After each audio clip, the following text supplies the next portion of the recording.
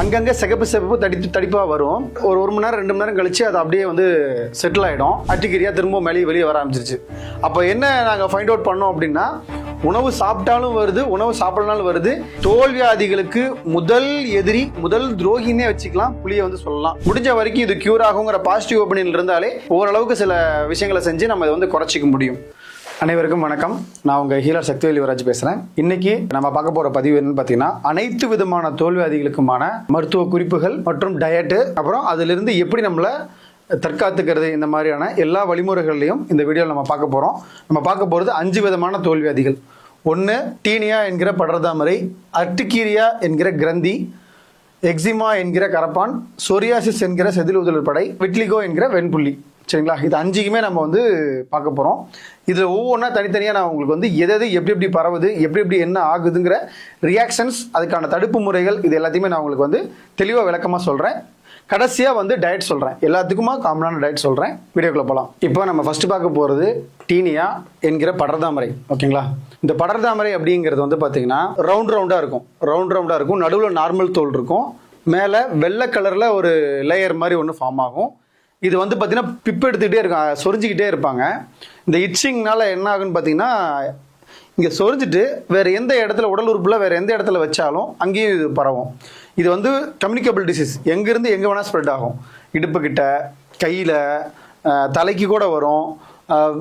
தாடி இருக்கக்கூடிய இடங்களில் குறிப்பாக வந்து பார்த்திங்கன்னா வேர்வை எங்கே அதிகமாக வேர்க்குதோ அந்த இடங்கள் எல்லாத்துமே இது ஈஸியாக ஸ்ப்ரெட் ஆகும்.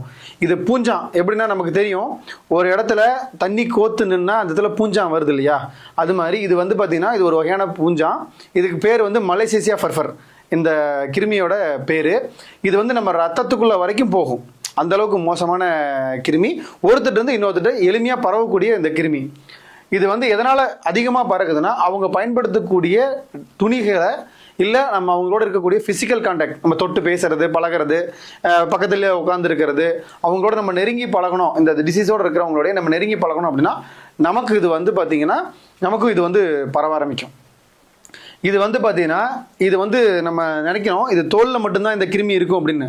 இது ரத்தம் வரைக்கும் ஊடுருவக்கூடிய ஒரு வகையான கிருமி தான் இது.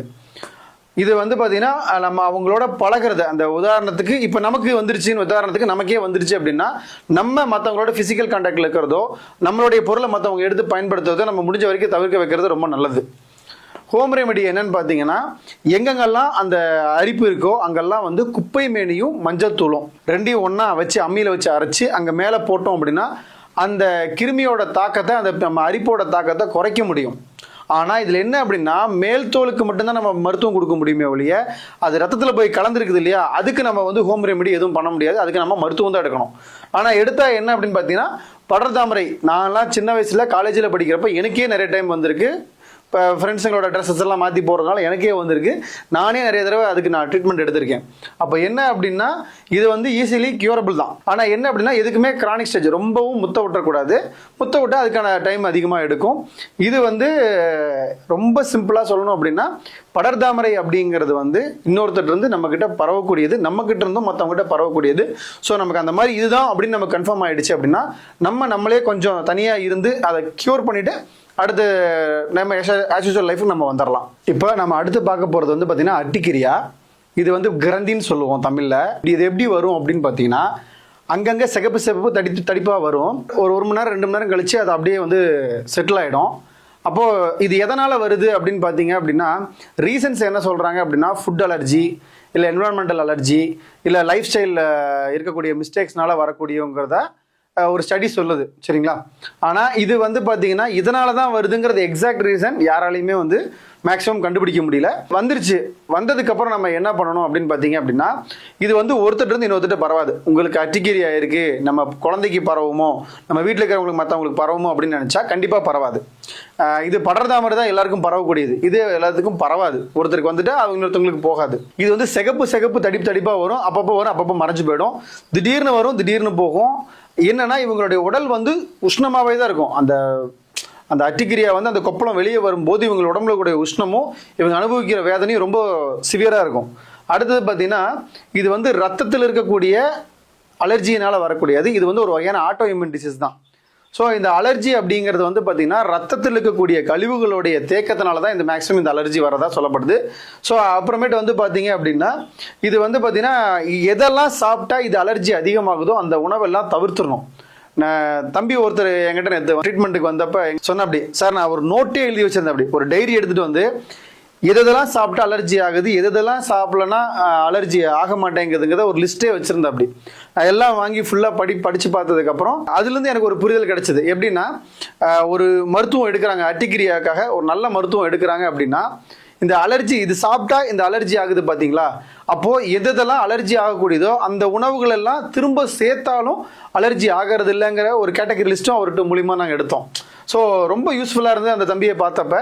அப்போ என்ன சொல்கிறார் அப்படின்னா, சார் நாங்கள் 3 நாளாக சாப்பிடாம ஃபாஸ்டிங் இருந்திருக்காரு. அதே தம்பி 3 நாளாக சாப்பிடாம வெறும் தண்ணி ஜூஸ் இந்த மாதிரி மட்டும் எடுத்துகிட்டு இருந்திருக்காரு.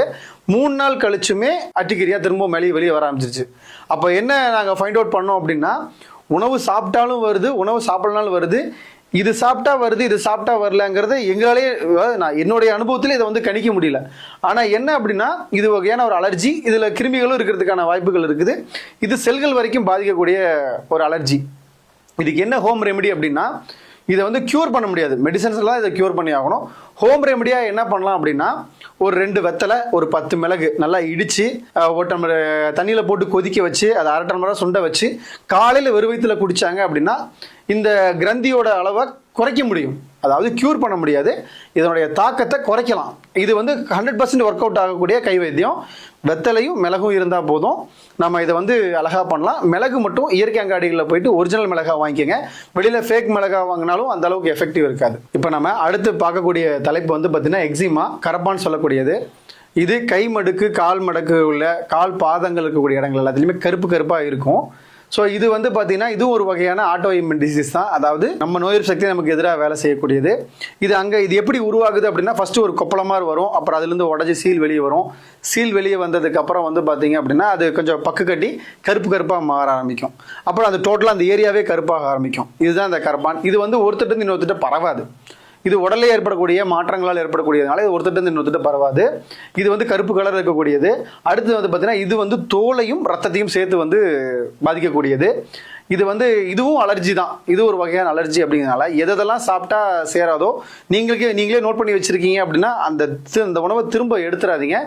அடுத்து வந்து பார்த்தீங்கன்னா இதுக்கு ஹோம் ரெமெடி அப்படின்னு பார்த்தா இதுக்கு ஒரு பெருசாக ஹோம் ரெமெடின்னு வந்து எதுவும் சொல்ல முடியாது. என்னன்னா நம்ம மூலிகை குளியல் பொடிகள் இந்த மாதிரி ஏதாவது பயன்படுத்தணும் அப்படின்னா இது கொஞ்சம் இதனோட தாக்கம் கொஞ்சம் குறையும், அவ்வளோதான். இப்போ நம்ம அடுத்து பார்க்கக்கூடிய தலைப்பு வந்து சொரியாசிஸ், செதில் உதிரல் படைன்னு சொல்லுவாங்க.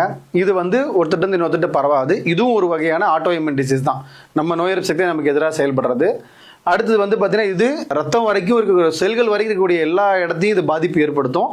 என்ன அங்கங்கே உதிர்ந்து கொட்டும், அந்த வந்துருச்சு அப்படின்னா அது உறிஞ்சு கொட்டும். சொரியிற மாதிரி இருக்காது, சும்மா அப்பப்போ தேய்ச்சிக்கிற மாதிரி இருக்கும்.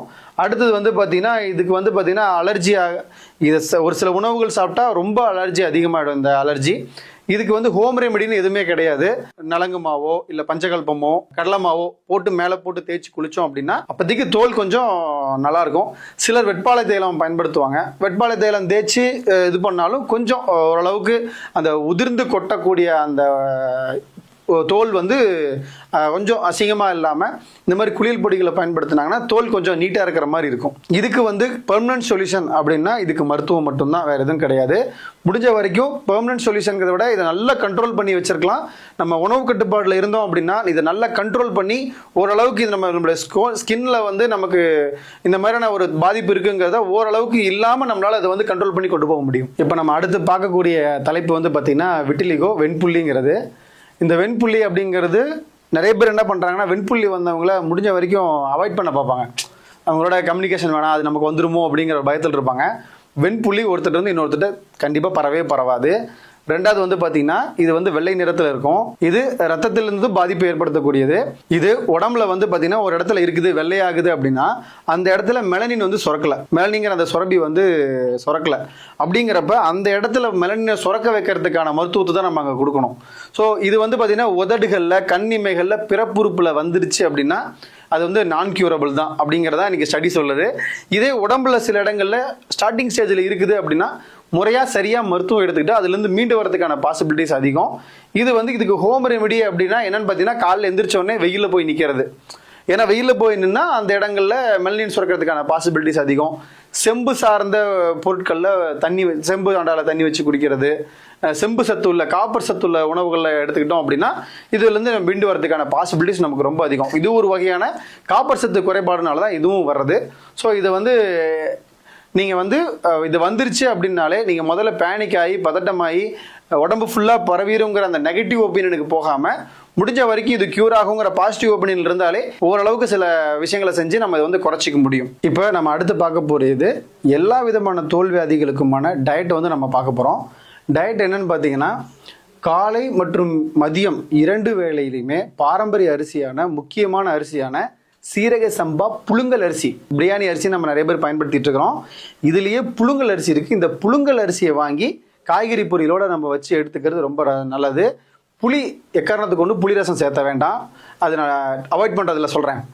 சீரக சம்பா அரிசி புழுங்கல் அரிசி காலையில் சாப்பாடு, காய்கறி பொரியல், நெல்லி ரசம், தக்காளி ரசம் அந்த மாதிரி எடுத்துக்கலாம். மதியம் பார்த்தீங்கன்னா அதே சேம் சீரக சம்பா புழுங்கல் அரிசி சாப்பாட்டில் நம்ம மதிய சாப்பாடு சாப்பிட்டுக்கலாம். நைட்டு கருங்குருவை அரிசியில் கஞ்சி. ஏன் கருங்குருவை அரிசி நான் சொல்கிறேன் அப்படின்னா, குட்டமுடன் மேகரணம் கூறும் சில விஷங்கள் விட்டகது முன்மையது வேர்க்கண்ணாய் மட்ட குறுங்குருவை சத்தவண்ணம் காதலித்தே உண்ண வருகுணமே நன்றாவதி. அதாவது வெண்குஷ்டத்துக்கே இந்த உணவு கொடுத்தோம் அப்படின்னா அது ஆரோக்கியத்தில் மிகப்பெரிய முன்னேற்றத்தை கொடுக்குங்கிறத இந்த நான் பாடின பாட்டோட அர்த்தம். ஸோ அப்படிங்கிறப்ப கருங்குருவை அரிசி கஞ்சி நைட்டில் குடிக்கிறது பெஸ்ட்டு. ஸோ இதை நீங்கள் எடுத்துக்கிட்டீங்க அப்படின்னா, நீங்கள் எப்பேற்பட்ட தோல்வியாதிகளில் பாதிக்கப்பட்டவராக இருந்தாலும் இந்த உணவை நீங்கள் எடுத்துக்கும் போது அதனுடைய தாக்கம் நல்லா குறையிறத உங்களால் ரியலைஸ் பண்ண முடியும்.